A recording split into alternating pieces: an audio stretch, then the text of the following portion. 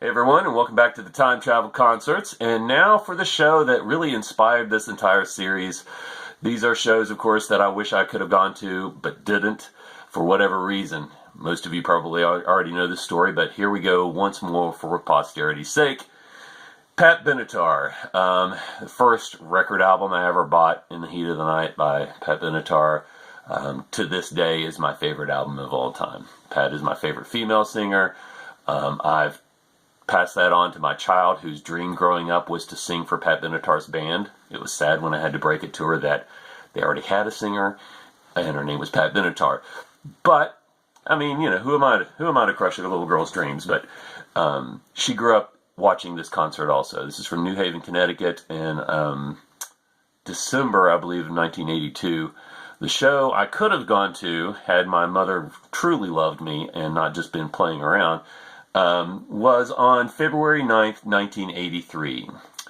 There was also a show in Wheeling, West Virginia, which I didn't know about the next day or two later.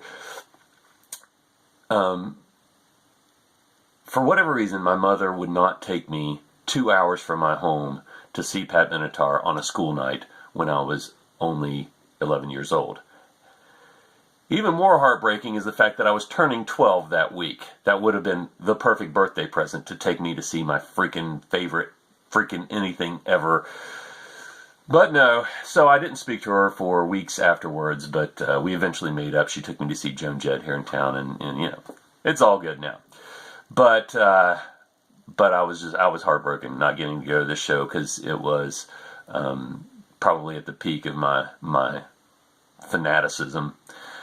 This was the Get Nervous tour with Shadows of the Night and A Little Too Late and The Anxiety. Trying to think of the other songs off of it that you may know.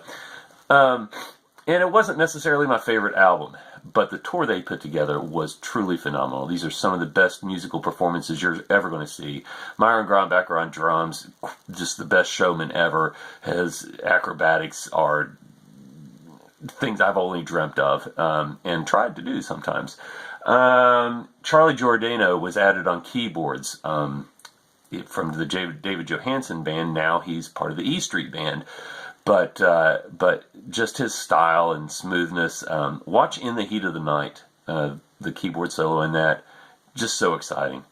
And also don't miss Little Paradise, which I will add at the end because it's been taken off of the DVD. It was only on VHS, and I am the one who posted it to YouTube with the permission of Roger Capps, the bass player, in this very same video. So enjoy with me the show I should have gone to had my mother loved me, Pat Benatar.